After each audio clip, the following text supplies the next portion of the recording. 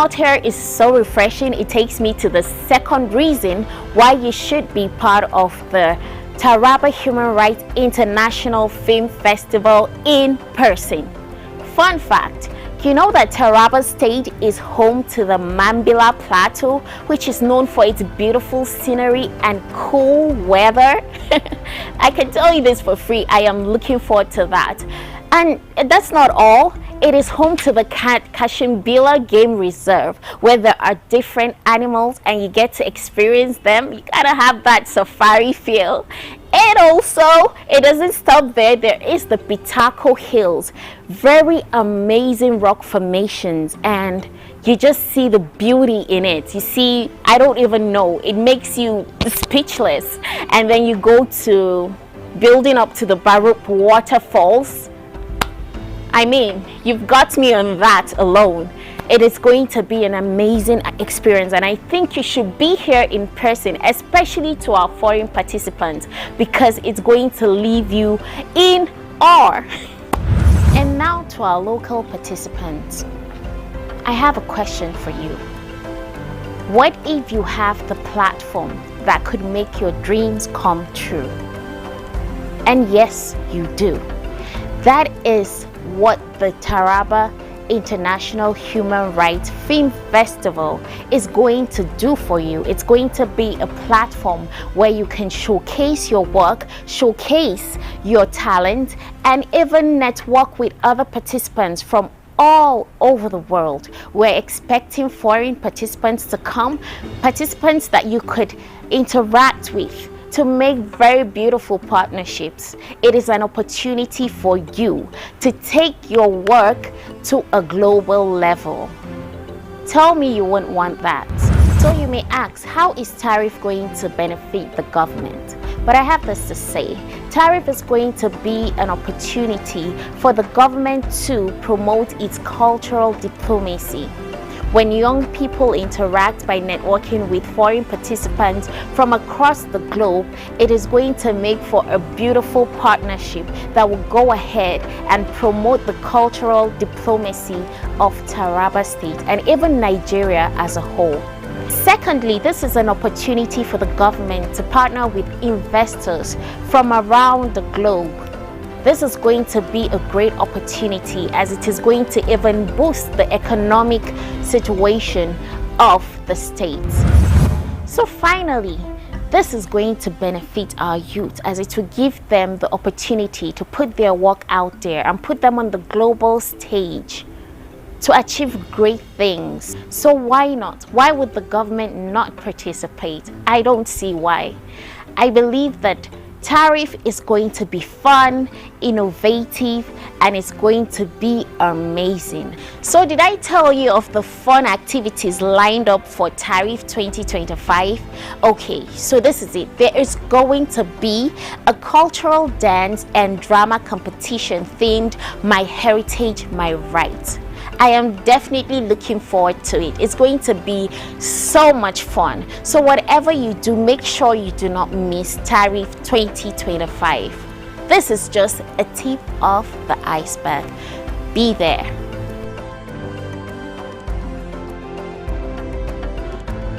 Child's rights are fundamental human rights, essential for promoting the well-being, dignity, and development of children. Upholding this right enables children to grow into capable, confident, and compassionate individuals, contributing positively to our society.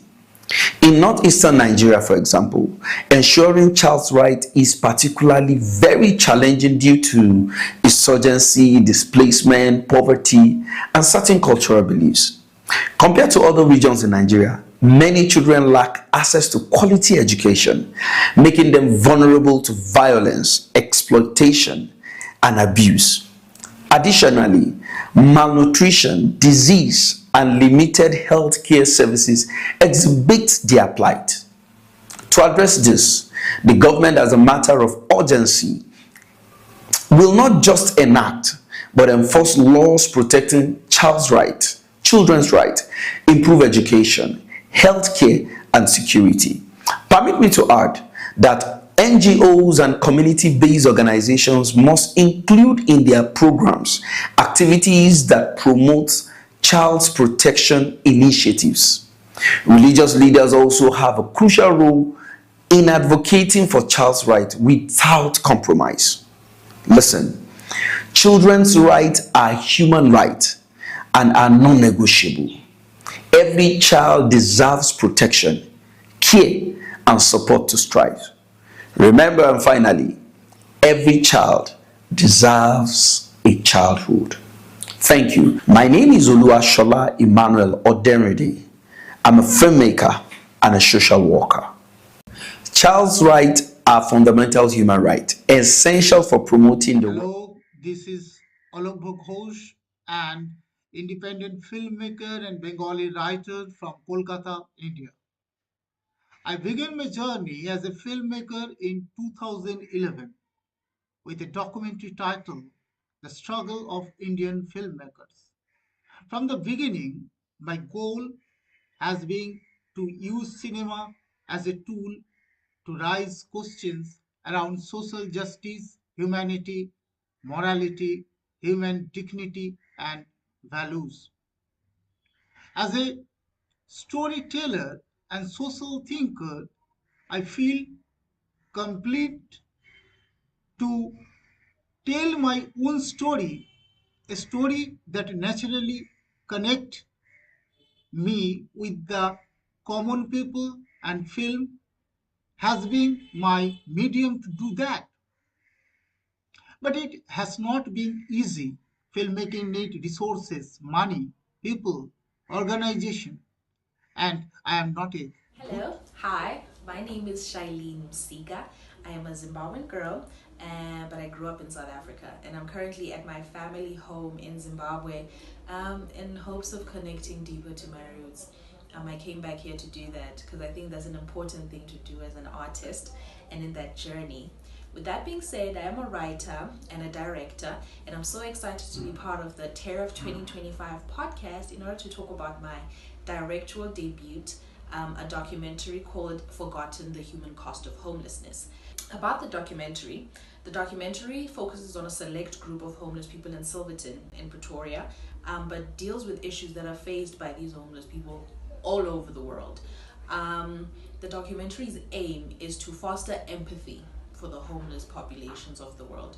I find that many times, or these days, people have become so desensitized to the issue of homelessness, so much so that they find it very easy to walk by homeless people, forgetting that these are not non-playable characters. They are real people going through real issues, and I wanted their stories to be heard.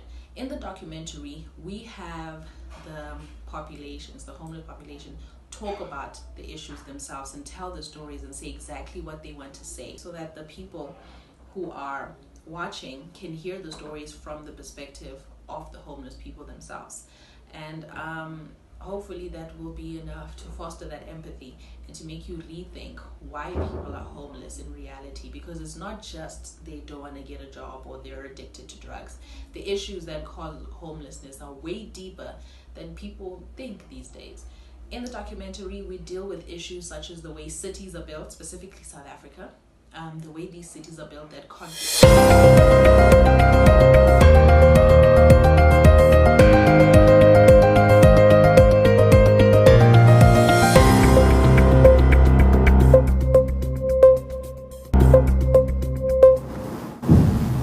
Good morning, beautiful people. It is Friday, yes. That sweet golden bridge between a hard-working week and a well-deserved weekend. You are tuning into your favorite sports on the dial, the Sun TV morning show. This is where the sun always rises with good vibes, hot topics, and hope on the horizon. I am Abraham Maido Joda. They say Fridays are proof that we survived the week. And if you are listening to us right now, congratulations. You earned the right to exhale, smile, and maybe sneak in a jollof breakfast. Now, before we dive into today's lineup, here is a short story to warm your hearts. A young boy once watched his father plant a mango seed in their backyard in somewhere in Bali local government, Taraba State. It took years, sunshine, rain, waiting, but one day that tree bore fruit. A boy, now a man, watched his own children climb that same tree, their laughter echoing through the hills. Now, what are the lessons to learn from this? Good things take time, and the best things take vision and patience. And speaking of vision, let's draw from the words of the late Dr. Dora Akinyuli, who once said, "Let us build a new Nigeria where hope, integrity, and hard work will define us." At Some TV, we believe that Nigeria's new renewal begins in places often overlooked. And one of such places often overlooked is Taraba State, nature's gift to the nation. A land rich in beauty, fertile in soil, and fertile in opportunity. With agricultural, tourism, or solid minerals, Taraba is not just a place to visit, but a place to invest, grow, and thrive. So stick around, Taraba and the world. Today's show is loaded with insight, humor, and that unmistakable Some TV sparkle. Let's make your Friday fabulous. And joining me to make this Friday very, very fabulous is Mr. Ira Daniel Kukwen. Good morning. Good morning, Mr. Abraham. You're welcome to the morning show. Thank you very much. Congratulations to the world at the emergence of the new Pope. Yes, congratulations to the world because a new Pope has emerged. Earlier that day, there was black smoke coming out of the, what is the it? Chimney, the chimney. the Sistine Chapel chimney. Yeah, but later we saw white smoke and just like earlier, I saw a tweet whereby President Trump said, "I can see the white Pope, I can see the white smoke, but I can't see the Pope." Okay. Eventually, the Pope that came out turned out to be an American. Someone said, "Well, is this still part of the American first policy of Donald Trump that worked there?" It's possible. Well, I don't think I'd if somebody said that election of the Pope was free and fair, unlike other elections in Nigeria.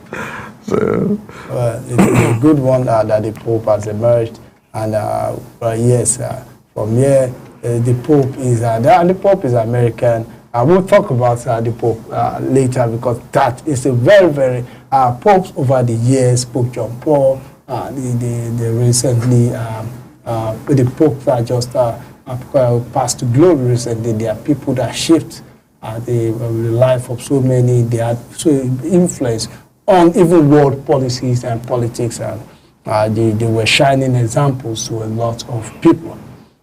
So we say congratulations to Catholics and Christians and the world for the emergence of a new Pope.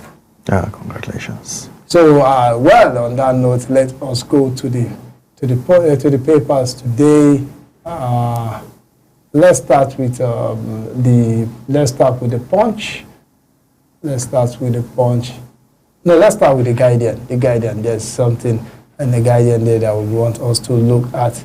Yes, we have the Guardian here. So on the Guardian, we have the following on the cover page of the Guardian. Senate passes tax reform bills, meet reps for final draft.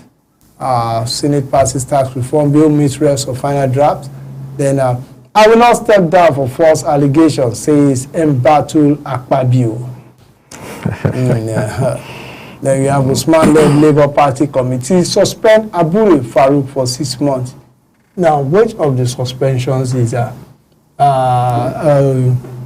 Abure's led, what do I call it, factions, suspended OT,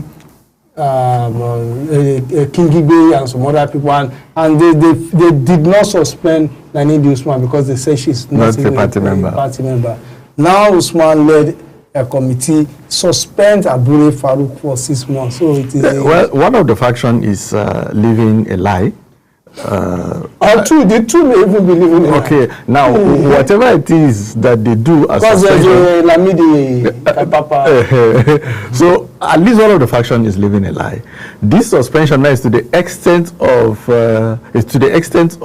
their realm of influence. So if they suspend Governor T, which is very, very funny, because I don't understand why a political party will suspend for whatsoever reason, except if what the person did is something that maybe can be considered as a treasonable offense. I don't see a reason why the only governor you have, you're suspending him. Well, if the governor is doing things that way, because sometimes, I'm not using this case, there are cases whereby you've seen elected officials on a party, elected party officials work against the party, and it will get to a point that if you don't sever yourself from this person, it may end up destroying the party. We've seen cases like that, but I'm not saying that is the situation. So in such situation, whatever position is holding, if you want the party to survive, it is better you let that person go. But I'm not saying that is the case in this situation, because if the person succeeds and the party dies, that is it. But in the case of OT and Abure, I'm not saying that is the case, but there are reasons why, even if he's the only elected official, the party was there before him, and the party must continue to live before any elected official. They took a very bold move. That move is quite bold, because even the National Assembly members, whosoever has won election, maybe at the national level, the National Assembly members, a sitting governor, and other people like that who should have influence as member of the party. You ask me, the others that were elected under the Labour Party, they left eventually. Yeah. So why don't you exert your power? You know they will soon leave. But you're not letting you're losing your strength. Before then, they were already losing out. So I think maybe they just look at it. These people will leave anyway. So why don't you just show that we have some bite after all? Okay. I'm not saying that is what is happening. And it's before they leave. When they leave, you say, no, we suspended them. So, yeah, that is why they left. Not that they left or what? It is a funny situation in the Labour Party out there. They didn't even last. They didn't last the election cycle. Then we have Pope Leo, the 14th, hopeful of building bridges with dialogue in turbulent world. That is Pope 15. And well, I don't know, but it's within the one that is the name first popped out. I was following the story, and one of the major discussions that people had, especially in this part of the world, is they were checking his background, the statements he has made in the past, the decisions he has taken, if he's pro-LGBTQ or not. I think... And one of the things that I heard people say, oh, this is a man that believes in the canon laws and the rest of it, so he may not be lenient, or let me say, his action, his leadership may not be like that of the former that said, well, they have this, they have that. So this, you can see that this LGBTQ issue, same-sex, gay marriages, is beginning to decide elections. It's beginning to decide where people support. It's beginning to decide issues around the world. So, and that is his emergence. A lot of people are looking up because they've checked his background. Is he pro? Is he anti? Is he neutral? You know, stuff like that. And is he pro or is he? I think they describe him as a reformist. Yeah, but from what I heard, his past actions tends towards the fact that he may not be pro whatever it is that they say they're doing. Okay, well, I stand to be corrected, but I think he is. You know, the problem with this situation is that the world we live now, things have changed. People look at it from the perspective where there is need for people to be free to do whatever it is they want to do. But the problem is that if you allow people to do whatever it is they want to do, what of lawlessness? You understand? People can't, a human being, normal human being, in most instances, if you allow him to do whatever it is he wants, he has the tendency to go on doing what is unthinkable. In the name of freedom, I have the right, I have the right, I have the right. So some of these rules being given to us by our religion, by the society, by our culture, is there to check some of these excesses. I don't have any personal issues like that, but my belief system is that I'm against gay. What? I'm against gay. I am against gay relationship. I don't believe that that's the way a human being should behave. In fact, I have some And then even dislike the from- Nigerian law, it is against It's against the Nigerian law. Nigerian law. But if the Pope is coming from the society where they have prevalence of this, I won't like to call it menace. You understand? Yeah, the prevalence of, well, maybe you don't have any other choice than to do as they want. If it is a popular opinion, if it is, that is what they But want. in this case, it's no longer representing those people. It's representing The world, church. the church. And that is where you will need to take a stand. But on I this think issue. Just like the President Trump took a stand. yes, He took a stand, despite the... And that stand, if you want to look at it from the democratic perspective, some people may call it dictatorial. He's trying to force down his decision, what he wants on people. But that is the way the world should be. There should be regulations. You understand? Somebody should be there to enforce that the right thing should be done.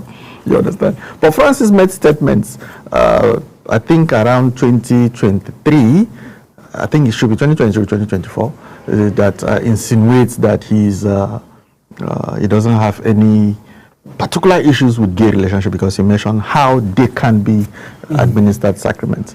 So I don't know what Pope Leo XIV will say concerning that, but I think he is being described as a reformist, which maybe, in my own opinion, I stand to be corrected, indicates that he may follow the same path, because Pope Francis said, if you don't give them sacrament, if you don't recognize them as brethren, then it is not Christ-like. Is it recognizing them as brethren or solemnizing the wedding?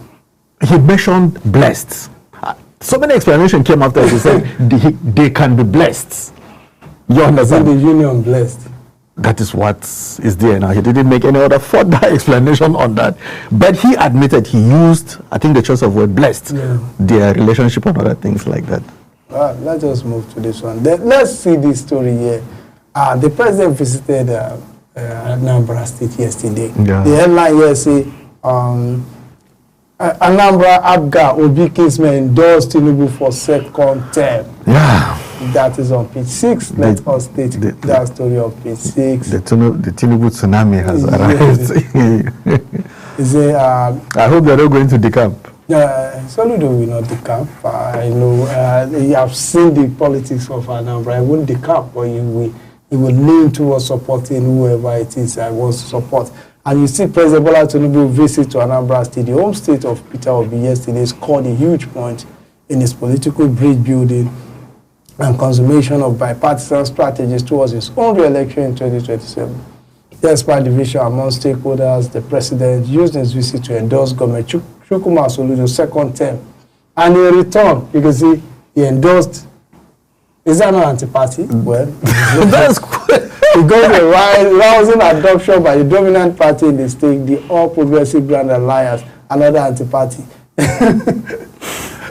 Also, traditional rulers yesterday conferred the chieftaincy title of DKC Mba. DKC Mba, sorry my Hebrew brothers if I didn't pronounce that title well, of Anambra on President Tinubu. The traditional rulers led by the chairman of the Anambra State Traditional Rulers Council, Igwe Chidumbem Iweka of Obosi, gave the president the title in Oka during his official visit to the state. DK Simba, which loosely translates to hero from another land, was given to the president Tinubu by the traditional rulers representing all the communities in Anambra. It is this president's second visit to the south is this year after visiting Enugu State in January.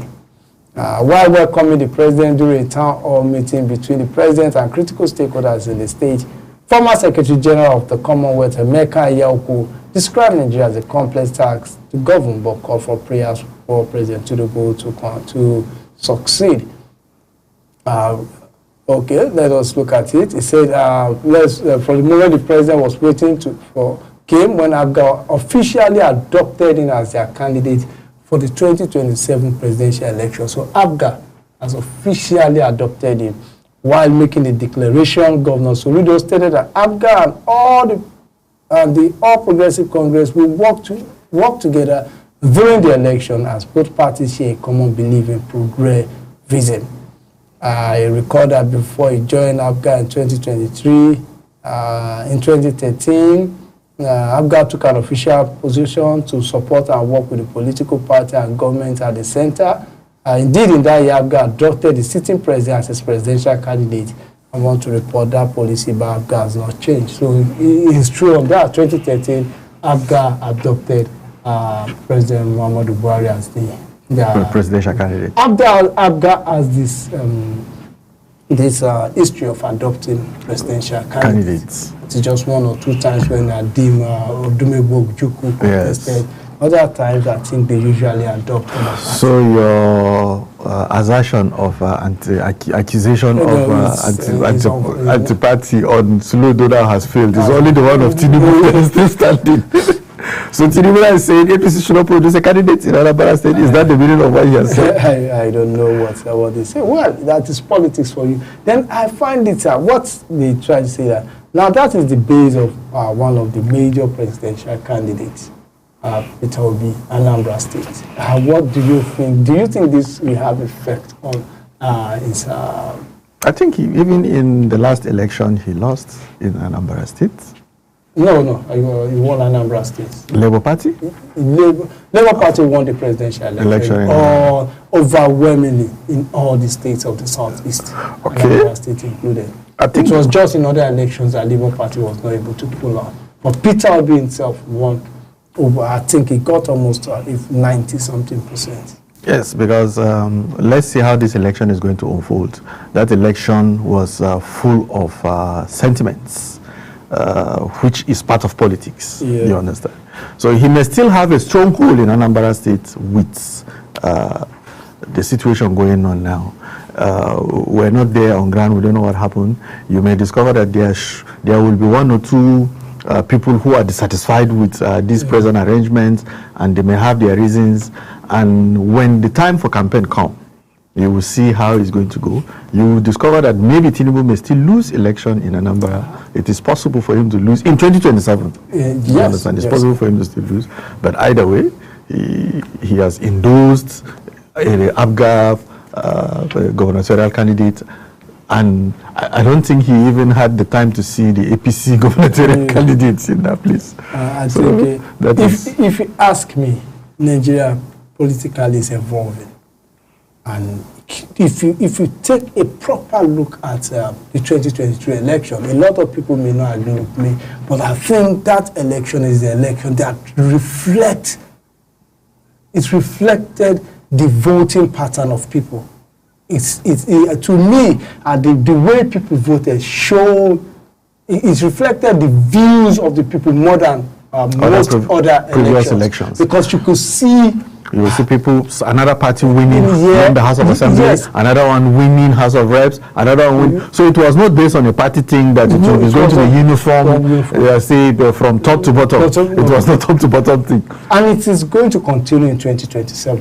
Most likely. So if the fact that you have the governors will not decide, I can accept any other something else happened, or Peter Obi did not contest. As long as Peter Obi is on the ballot in 2027, most of these southeastern states and even south to an extent where the governors are endorsing the party, the people that the local elections may vote against those candidates they are endorsing. The people at the local elections may decide national assembly elections, they decide to go with their governors. But the presidential election, they are going to vote who they want to vote, not who the governors want them to vote. I said that is what is going to. So I can still stick my neck out to say that if Peter Obi contests, he will not lose Anambra. As a matter of fact, he's going to win it overwhelmingly. But what will happen is that Tinubu may be able to at least gain some more inroads, do better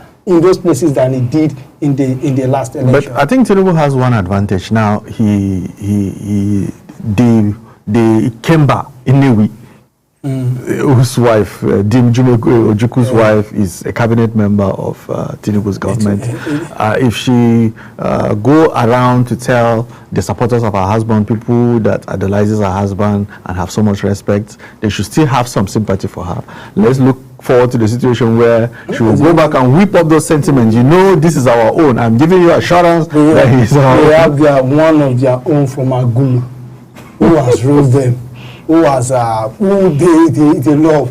You can, well, a lot of things may happen before then, but I'm telling you, those things will not, it will gain you one or two, but it is not going to, because the years of, now, let me tell you the truth, those the years when people, a governor move and people move, I'm telling you, those elections were not a true reflection. But one thing is certain, no matter how strong Peter Obi was in Anambra before now, the strength must have reduced somehow, because the sitting governor now will not support. But even he never supported him in the first place. So I'm still saying the same thing. Now they still have another one, the wife of Dim Chukwuemeka is there. So somehow they've reduced the strength. The woman will bring her support. The governor will bring his support. Then somehow, maybe if Ojukwu had, Peter Obi had 100 before, he has come down to maybe 70 or maybe 80. I remember that was what. I doubt if we get 70 or 80. It is the people who decide who they want. It is not who. The state, the Dim and Co will help win election for other elections, not the presidential election. Peter Obi has very strong. Well, it is the dynamics of between now and 27 that if Peter Obi did not present a strong front, now it is for Peter Obi to take. If he did not present a strong front, the people might look at it that there's no likelihood of him be in the game. So let's not just risk it. What if we support him and at the end of the day he lost? But if there are chances, just like he had in the past, he had chances of becoming the president. The lot of people that are pulling back now will decide to give him the vote. It's a force to reckon with. Take it or leave it. And okay, well, let's look at what happened the last election to happen again. He may find a new political platform because maybe the challenges in Labour Party now and the PDP where he left to join Labour Party is one of the strategies that is being employed, because if you give him a viable platform, he is capable of wreaking havoc. So maybe as it stands now, he will look for SDP or maybe another, what's that party that Fubara used to win all the local government elections? The problem is that where is SDP? Where is SDP in Jalingo? Recently, their only member moved to APC, to PDP, yeah, the member from Europe. That is politics for you, Nigerian politics. Yeah. Okay, let's go to another story. Okay, the Punch. Let's go to the Punch. Okay, the Punch. Okay, the Punch has it that Tinubu, Trump, world leaders congratulate American Pope. As on page 11. Nigeria taps additional 215 million World Bank loan for palliatives.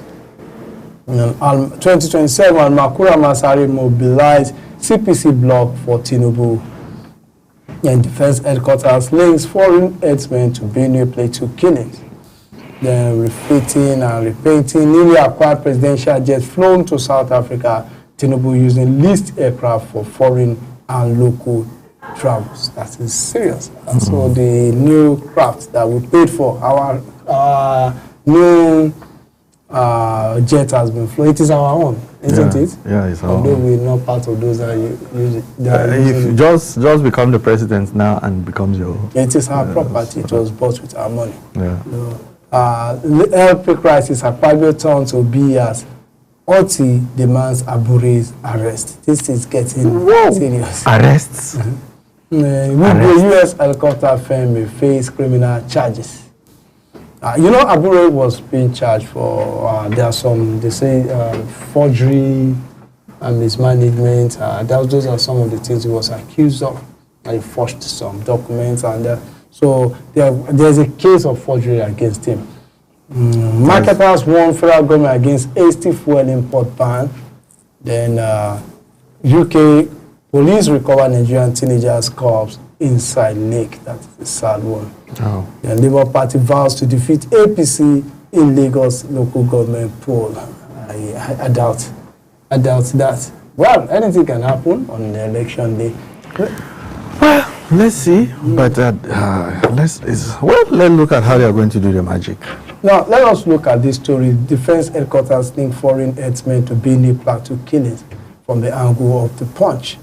It said the defense headquarters has attributed the recent spate of violent attacks on communities in Benue Plateau and other parts of the country to foreign herders who have infiltrated Nigeria through porous borders. Speaking at a press briefing in Abuja on Thursday, the Director of Defense Media Operation, Marcus Kangi, said the identities and languages of the assailants have helped security forces confirm that many of the attackers are not Nigerians.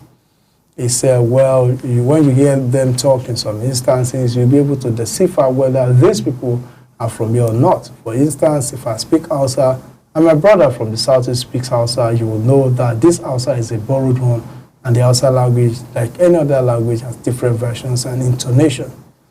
So if somebody from Sokoto, for instance, speaks Hausa, my friend from Katsina speaks Hausa, you will notice some differences. Yeah. Well, to me, this is not new. We know, well, maybe the defense headquarters is just saying this, but we all know that it's a mixture of both foreign and local mercenaries that make up this deadly bandit group. Well, killer headers. Here's this intelligence information. They got it from what they would describe as credible intelligence.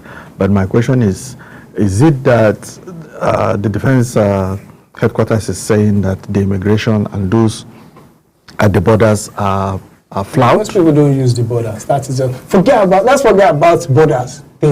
Our borders are very porous. So how come did they infiltrate? These communities are not border communities, you understand? These people went right inside the middle of Nigeria. Plateau and Benue is described as the middle belt. Now these people are right inside Nigeria, and at that point, that was when we discovered that this is their aim. Our intelligence has failed us.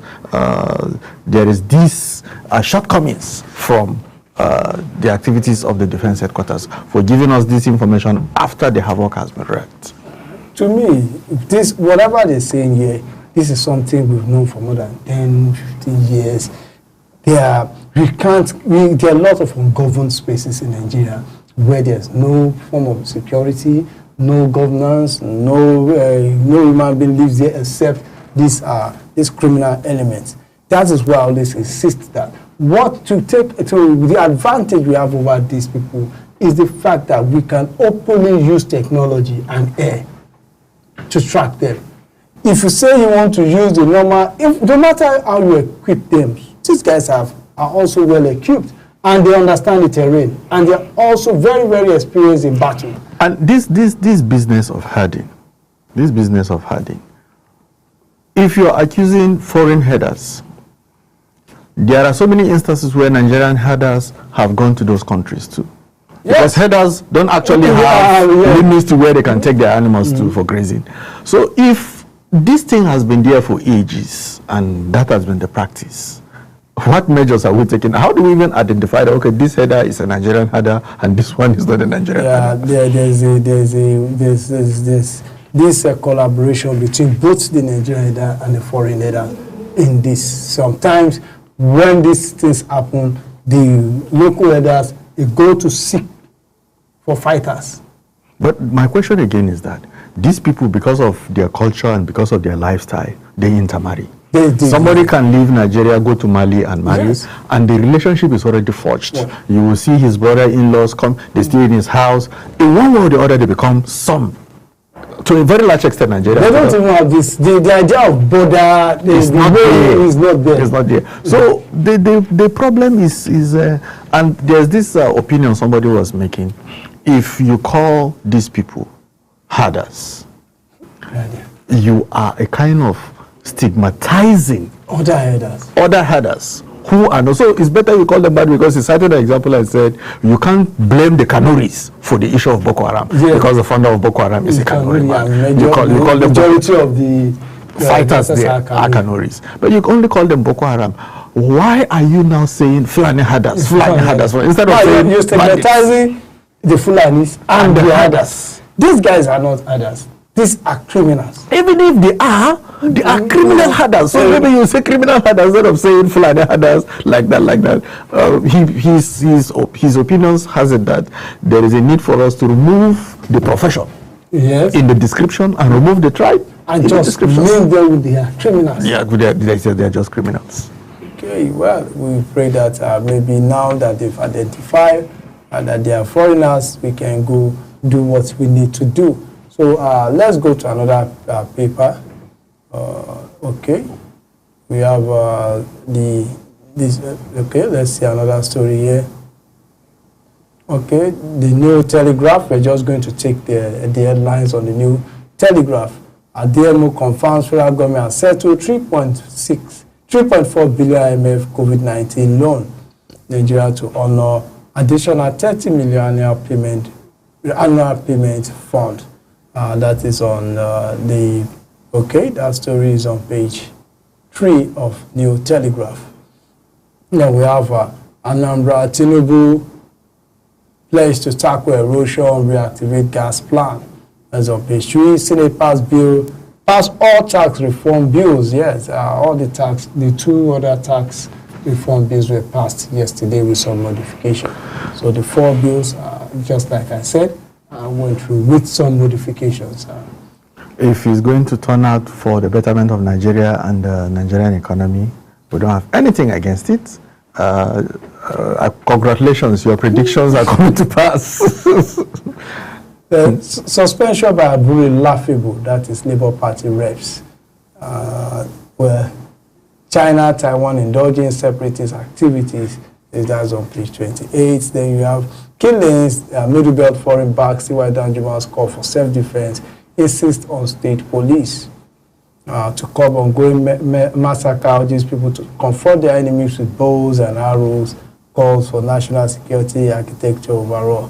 The MBF, well, I've not read what they said, but calling people to confront these people with bows and arrows is suicidal, from what I know. You cannot do that. Yes. Nobody will even talk. Those you will see, I've seen somebody will tell you he has taken some things and he is bulletproof, this and that. But some of those things, what? When it meets technology. Bow and arrow is a form of technology. I understand. If it meets superior technology, you will now find it is you who hears the sounds of a gun that is not dead. Well, there's a need for a local security setup. For intelligence gathering. Not only for intelligence gathering, but also to be at least the first line of defense where there is no distance, but not with bows and arrows. Not the type that you tell people to wait behind with bows and arrows. Then again, the Middle Belt Forum. I'm sorry to say this. I only know about them on the pages of newspaper. I don't see their influence. Taraba is the Middle Belt.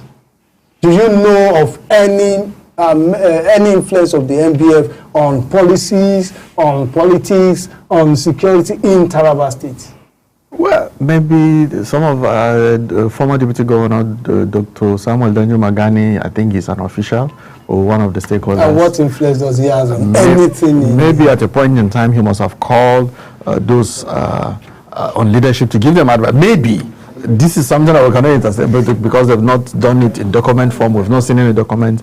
But from time to time, you see them coming to say, we've informed, we've spoke with the governor on this, we do that, we spoke with the president on this matter and on this matter. At times, even if you're a member, what will you do? You only give an opinion. It is the prerogative of the person sitting on the throne. What the likes of Afenifere does. I've seen what even Pandef. They have a kind of control, but the MBF, most times, it's either maybe when they are fairly fair or this are making statements, they back it up with their own, or they just from nowhere, there's a need for them to be more on ground. You can't be representing us.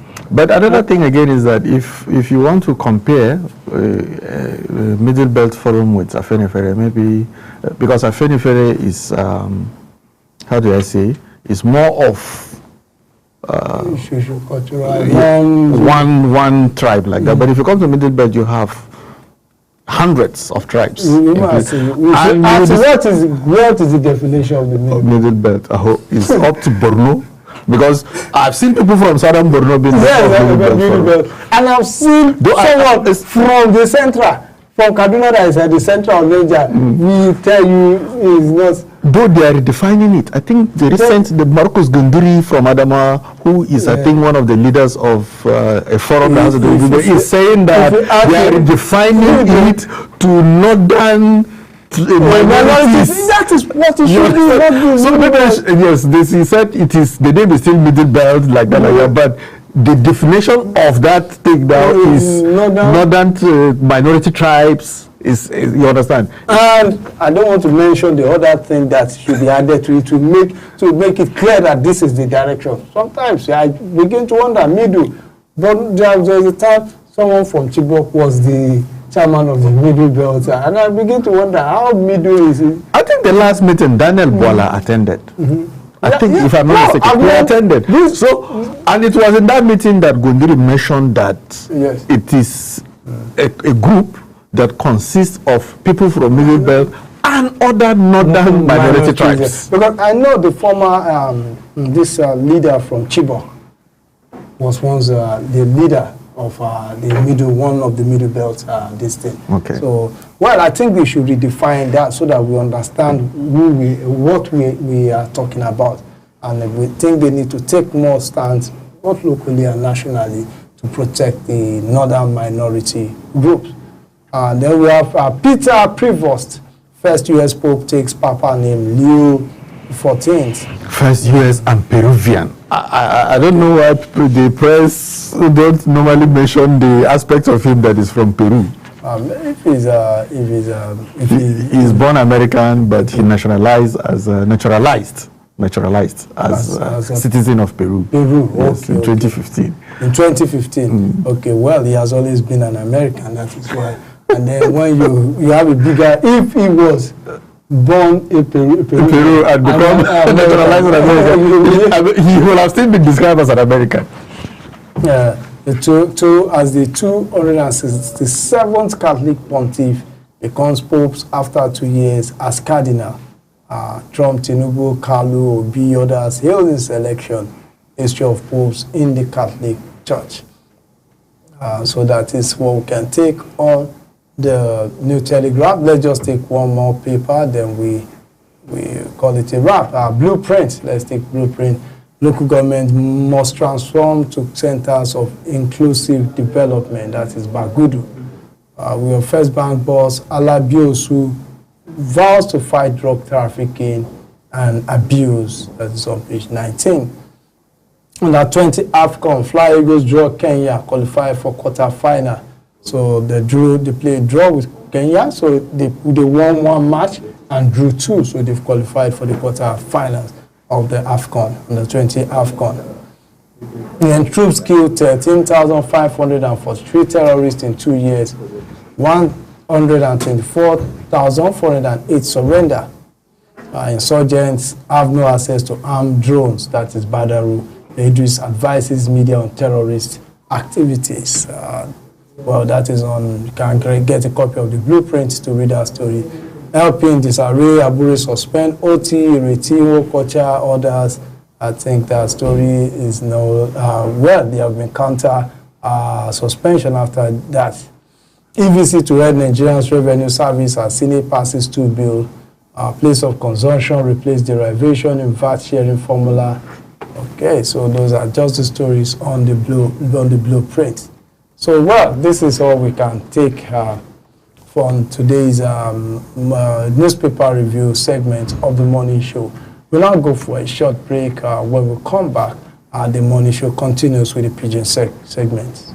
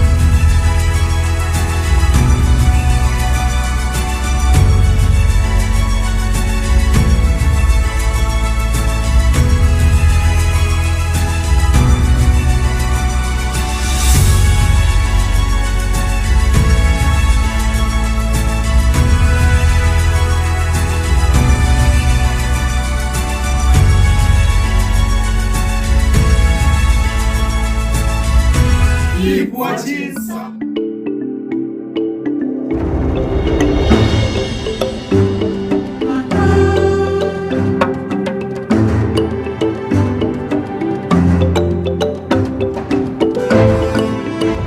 Hello, my beautiful people. My name is Indy Maxine Weir, and I am the International Coordinator of the Taraba Human Rights International Film Festival. I am here to tell you so much about this film festival and how you can participate and benefit from this film festival. So talking about film festivals, I'm sure you've heard of the popular ones like the Toronto International Film Festival, the Berlin International Film Festival, and of course you have the Venice International Film Festivals who have made impact, global impact over the years on the film industry. And much like these film festivals, the Taraba Human Rights Film Festival intends to make such an impact. But you know what? It is unique. It is talking about human rights, and that is the area we intend to impact using films. I mean, for our foreign participants, you have already sent your entries, over 1,000 of them from 100 countries all across the globe. We need you to come down to Taraba so that we can sit down together and go through them, go through our collective history, what has been, what is right now, and what should be. Together we can come up with the standard of what human rights should be in our different countries, using films to tell our stories and to give our recommendation, if you know what I mean. Being out here is so refreshing. It takes me to the second reason why you should be part of the Taraba Human Rights International Film Festival in person. Fun fact, you know that Taraba State is home to the Mambila Plateau, which is known for its beautiful scenery and cool weather. I can tell you this for free. I am looking forward to that. And that's not all. It is home to the Kashimbila Game Reserve, where there are different animals and you get to experience them. You gotta have that safari feel. And also, it doesn't stop there. There is the Pitako Hills, very amazing rock formations, and you just see the beauty in it. You see, I don't even know, it makes you speechless. And then you go to building up to the Barup waterfalls. I mean, you've got me on that alone. It is going to be an amazing experience, and I think you should be here in person, especially to our foreign participants, because it's going to leave you in awe. And now to our local participants, I have a question for you. What if you have the platform that could make your dreams come true? And yes, you do. That is what the Taraba International Human Rights Film Festival is going to do for you. It's going to be a platform where you can showcase your work, showcase your talent, and even network with other participants from all over the world. We're expecting foreign participants to come, participants that you could interact with, to make very beautiful partnerships. It is an opportunity for you to take your work to a global level. Tell me you wouldn't want that. So you may ask, how is TARIF going to benefit the government? But I have this to say, TARIF is going to be an opportunity for the government to promote its cultural diplomacy. When young people interact by networking with foreign participants from across the globe, it is going to make for a beautiful partnership that will go ahead and promote the cultural diplomacy of Taraba State and even Nigeria as a whole. Secondly, this is an opportunity for the government to partner with investors from around the globe. This is going to be a great opportunity, as it is going to even boost the economic situation of the state. So finally, this is going to benefit our youth, as it will give them the opportunity to put their work out there and put them on the global stage to achieve great things. So why not?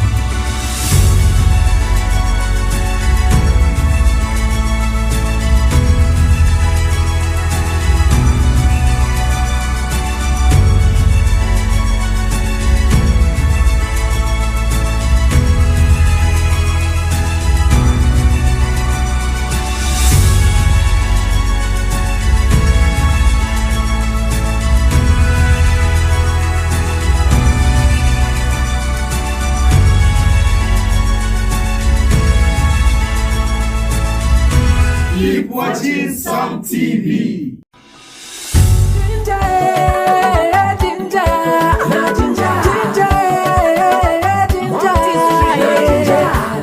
I've been around the world searching for solution.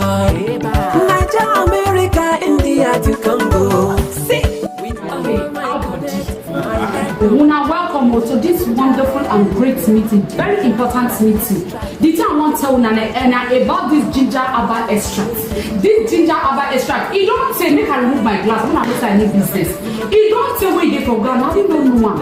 This ginger herbal extract, it is here for manya, it is almost kata jaga. And this program I tell you now tomorrow go on for Greenland Square behind Diamond Access by 10 a.m. And they tell una people, may they come here, may they come see. And this ginger not only to cure, because when you get better health, you go get money for your pocket. Make I stand up. When I not see me, as I dey fresh now this ginger about. Now be the original, now be the follow come. Any other medicine they learn, make I tell una. And they tell una so down here, Mona carry this good news. Mona go tell our people for inside town because they don't know what they happen. Some people just say, but they don't know the benefits of this ginger herbal extract. Do you have any other thing to say, my people? Or is there anything you want to ask me or anything you want to tell my people? Yes, so my sister, I want to ask you, yes, you mean say if I this ginger will help me in my life? Yes. It will put money for me. It will put money for your pocket, my sister. And all the diseases. All these nyama you clear. Hey, let me say I go tell my people. And then, my people they want to on our bottle na Greenland Square. Get in Access Bank. Eba akona potu echi by 10 o'clock. The aki so that we money in na come ka ginger herbal extract. Give we dey go. Oge made iwe go. Oga go ni. Biko piano ginger kai dey so ginger. Ẹ̀yin ènìyàn mi. Mo fẹ́ pè yín fún ibi tá ti fẹ́ ṣe program ní lọ́la. Ẹ jọ̀ọ́ wá síbẹ̀. Ẹ jọ̀ọ́ ẹ̀yin ènìyàn mi. Ginger herbal medicine ó máa ń wo gbogbo àìsàn. Ẹ jọ̀ọ́ ẹ wá síbi tá ti fẹ́ ṣe program lọ́la. A fẹ́ ṣe program ní Greenland Hotel ní ẹ̀yìn Access Bank. Ibẹ̀ láti fẹ́ ṣe program yẹn lọ́la.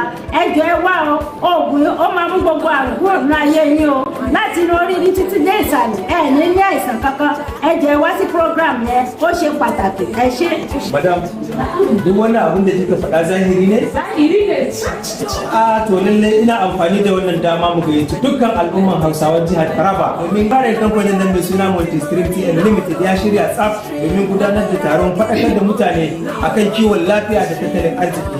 Wannan taro zai gudana ne a ɗakin taro da ake kira Greenland Square Hotel. Za a gudanar karfe 10 na safe daga ranar Laraba zuwa ranar Juma'a. Kada ku bari al'umman jihar Taraba a yi banda ku. Kada ku kasance na baya, ku zama ɗiban fari. Allah ba mu sa'a. Koyeta sinin jugo ban saba wo bali no na gullabe kwala kwasaku. Den joko saku de Greenland Square Hotel. Kusa da Access Bank ba wo hada ko bali hunan sun fala daga kansa sibu har wata kahiya kuma sun sai lafiya bari mun ba yi hankali da Lake Musuto Unlong na chemni fi abefan kuntola kana ya soto be ginger herbal extra. Muzong yana susu chemnia buri ya soto ke Greenland Extra Hotel ni chumba ke Access Bank unvo chemna ani lifo ya ni userano dika unchango yani befo lumbutar yani samuzonga bo Musuto Unlong bulak bunchango long bulak long busamsong lomba. Aha. Everybody ne ijani biu obi abi bara Greenland Square Hotel ni kushu una kibi Access Bank everybody go aji ashoju ina bila na koji akushi abi ajinja haba extra ni aganti akri saza pere kayu dia wa du alafia bidu wa du asisa kuma bi aju nani everybody bando ni posibi ijani mi baba ki akiri obi abi hotel ya mbaje ani ra Greenland ni chudu kuzeli bi Pero ninja pane no donde no ginger extra ne pele ka mo chapa ne kane ba miti method go green life square so juma access bank to the dollar ga kan tita burin mani ci gi kula ne la magi kula no gol magi gamna kula kai no ra se pa jiba ci ma yo ka ba yo de o pam de o ci ga to de ta so men da bu hen ban de men bu gal en ga bu de ta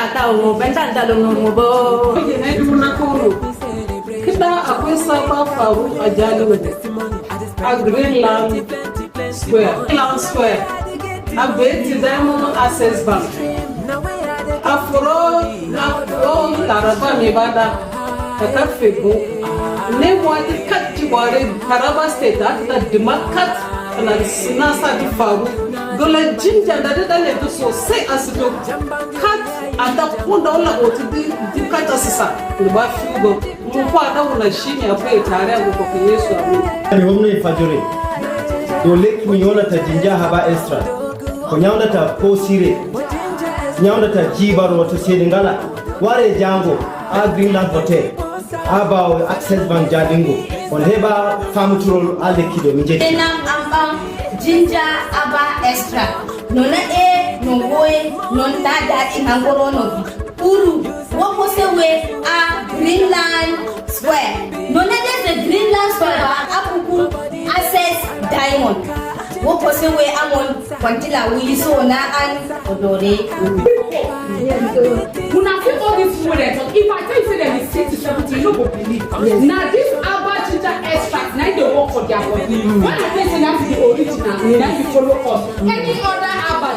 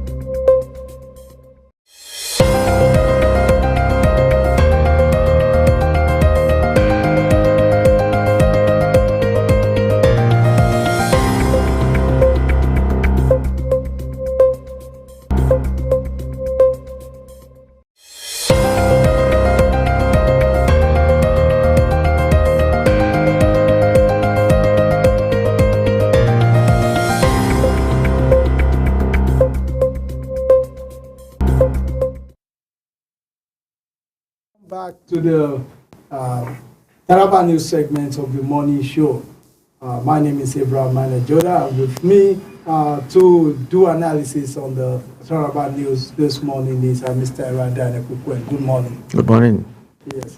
Well, we are going to be taking stories from the cover page of Taraba News, which is Taraba's most influential newspaper. Yeah, we have Friday. Today is Friday. And well, I think I would like to say today is the birthday of my mom. Today is she added a year to years, and I would like to say happy birthday to Mrs. Grace Joda. Congratulations and happy birthday to Mama. Okay. So before we continue, let's go on a short break. When we come back, then we'll do the analysis of the news.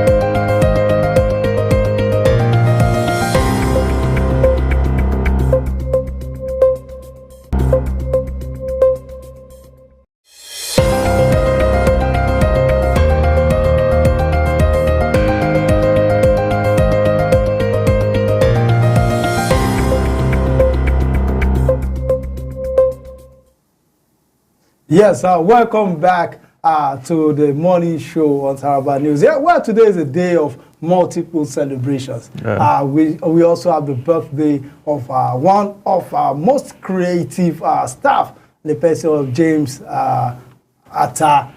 James Atta Emmanuel, the master control officer, the editor. Very, very good. One of the guys with one of the best laughs in the world. If he laughs around you, you feel like you've just won $1 million. The truth is that I don't like James. James has a way of making me jealous. He is unnecessarily happy. I don't know why. Is there anything unnecessarily happy? I don't know. You will just be happy for nothing. And when he goes about Abidas in sonorous voice singing, yeah, he will just be singing. He will just laugh. You know, when people are, everybody will be quiet. Just will be so happy and be so excited. He's a lively guy, and you can't help but like him. Yeah. You can't help but like James Atta Emmanuel. He's a very, very lively guy and very, very creative. Very, very creative. We have to give that to him. So happy birthdays to James Atta Emmanuel. And today we want to hear your voice. Come around with your cake and make us happy. We're tired of only you smiling and laughing all through the day. Come with something to chew, something to drink. It's Friday. Yeah. It's Friday. Okay, let us go to Taraba News. This is Taraba's most influential newspaper. We have Jethro Yelga's body laid to rest amidst heroic farewell. And it's on page 5 of the. That's on page 5 of the Taraba News. There you have Taraba State Government signs SAC supply deal with Vision Harris Network. Okay, SAC supply deal with Vision Harris Network. The new Pope, Governor Kefas, congratulates Taraba, Nigeria Catholic community. That story is on page 2 of the Taraba newspaper. Then the major headline, we have strategic engagement between Taraba State Government and the National Agency for the Great Green Wall. That story is on page 3. Taraba Peace Agency partnering for strategic peace building and conflict management. That is also on page 4. Governor Agbuke Fast appoint a Mero Arch team for 2025 pilgrimage. That story is on page 4. And so it's for the major headline. We have a PDP chairman honored with Award of Excellence by Methodist Church. That is good. That's a good one for the PDP chairman. Let's see the story. The People's Democratic Party PDP state chairman Alhaji Abubakar Bawa was honored with an award of excellence by the Methodist Church Nigeria Northeast Diocese in Jalingo. A delegation from across 5 states, including Adamawa, Borno, Gombe, Yobe, and Taraba, converged to recognize Chairman Bawa's contribution to peaceful reconciliation, human relations, and religious tolerance. The leader of the delegation, Right Reverend Dr. John Ali Shetima Chibok, JP, Bishop of the Northeast Diocese, and said they had monitored Chairman Bawa's activities over the years and were impressed by his humility and simplicity. What's your take on this story? Yeah, when you build bridges like that, it's good for the polity, for the church to recognize the activities of Honorable Bawa as he goes about doing his activity towards the development and contribution to the socio-economic or socio-political development of the state and Nigeria as a whole. Is a good move and should be encouraged. When somebody does something that is good and he's commended, he is motivated to do more.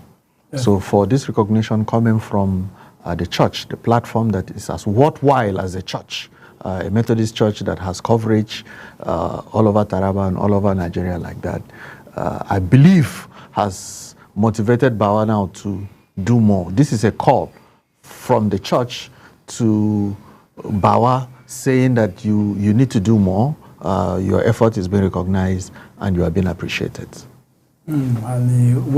Pastor Abraham, not me, he's another a member of the delegation, thanked Chairman Bawa for accepting them and praised them for representing the purpose of the church. He stated that the Methodist Church Nigeria, established in 1842, is the first church in Nigeria and has played a significant role in shaping the country's history. In response, Alhaji Bawa expressed his joy and gratitude considering the award as the best due to his divine nature. reflected on his political journey, highlighting his effort to change the political narrative in Taraba State and promote peaceful coexistence. So say congratulations to Alhaji Abubakar Bawa, the chairman of the PDP. Congratulations, an elder statesman. Yeah, but you can see he's running the PDP well.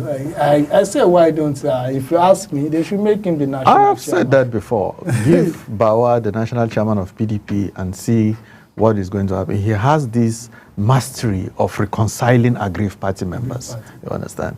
If you employ that method at the national level, this problem may not be existing. Yeah, yes. Okay, then with new Pope, Governor Kefas congratulates Taraba Nigerian Catholic community. Taraba State Governor, His Excellency Dr. Abu Kefas heartily felicitates with the Catholic community in Taraba State, Nigeria, and indeed all over the world over the successful election of the 267th Pope of the Church, Pope Leo the 14th, as Robert Cardinal Francis Prevost. And is widely known for his firm stance in support of social justice and true virtues that makes his emergence a pleasant surprise. So that is a message from Dr. Abu Kefas to the Catholic faithfuls across in Taraba and across the world. Yeah, I think the CEO of Some TV2 is issuing a congratulatory statement to the Pope in support of what the governor of Taraba State has just done. I think that is from us. And then strategic engagement between Taraba State government and the National Agency for the Great Green Wall. On Thursday, 8 May 2025, the government of Taraba State, through the Ministry of Environment and Climate Change, had a strategic meeting with the newly appointed Director General of the National Agency for the Great Green Wall, Alhaji Saleh Abubakar, the agency's headquarters in Abuja.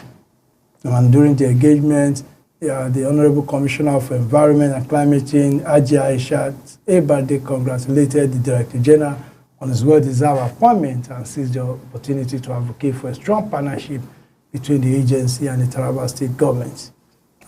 So they also had partnership, the potential benefits Taraba stands to gain, including the agency's initiatives such as massive tree planting and afforestation, projects to combat deforestation and soil erosion.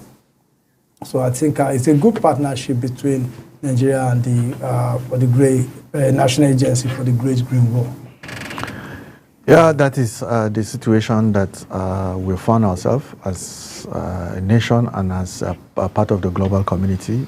Is something that has put our future in jeopardy. So every hand must be on deck. Let's see to it that this is being pursued vigorously, else we may not leave a world that is habitable for the future generation. Yes, we have also Governor Abu Kefas appoints Amiru Hajj team for 2025 pilgrimage. The Executive Governor of Taraba State, Dr. Abu Kefas, has announced the constitution of the Amiru Hajj team for the 2025 pilgrimage to Mecca. In a statement issued by the Secretary to the Government of the State, Chief Barrister Gibbon Timothy Katabs, the appointed members are His Royal Highness Alhaji Suleiman Ibrahim Sambo, the Pantinzi is the Amir Hajj. Okay. While His Royal Highness Alhaji Yakubu Tafida, the Chief of Jibu Bukari as member, and His Royal Highness Alhaji Abubakar Mahmoud Adamu, the Kur Jibu member secretary. So the governor expressed confidence in the team's ability to oversee successful and spiritually enriching pilgrimage. He urged the team and all intending pilgrims to pray for the continued peace and development of Taraba State during the Hajj. Well, that is a good one for the Pantin Zing will lead the Amiru Hajj other members, and we pray that they have a successful Hajj this year. Amen. Okay, well, we also like to say that the body of Mr. Jethro Yega, the late Assistant Secretary of the Taraba State Council of Nigerian Union of Journalists, was laid to rest amid an outpouring of love, admiration, and respect. His body arrived at his adopted hometown of Kiado in Hukum local government area of Benue State for his final resting. May his soul rest in peace. He is survived by his wife, Mrs. Agatha Yega His mother, Mrs. Dorcas Elishima Yega, 2 brothers and 4 sisters. May his soul rest in perfect peace. Amen. Okay, and it's sad to say that I recorded that for about 6 years now, Jethro alongside his community were living as internally displaced persons in Benue from Taraba State, following clashes between Juko and Tiv people of Ukari local government. Okay. Well, may this so rest in peace, and may God grant his family the fortitude to bear the loss. Amen.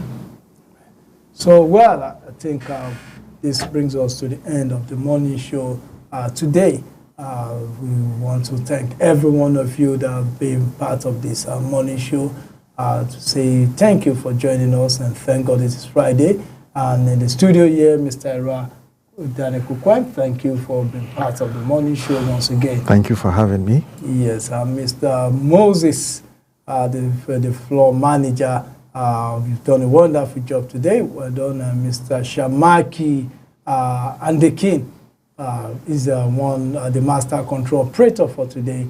You have also done a wonderful job. And the tech lead, Mr. John Oyewole, the man who strings all the wires together, puts all the electrons together for us to have a wonderful production. Yeah. I say good morning to you too. So to the executive producer, Chief Gabriel Lainka, thank you for the platform, for giving this platform for us to beam, for our voices to be here across the world. We say thank you to you. It's a wonderful Friday. I have a double party today. James and my mom. Yeah, I'm going to go home and like a baby, and my mom will cook for me to eat and feed me. And if I'm not satisfied, I may cry for more. Yeah, our best wishes to her from Sun TV crew. Okay, yeah, from Sun TV crew. So from the Sun TV crew, we say happy birthday to Mrs. Grace Joda. We say happy birthday to James Atta Emmanuel. I will say congratulations to the Catholic faithfuls across the world for the emergence of a new Pope. So that is all we are going to take on today's morning show. My name is Abraham Joda. Good morning.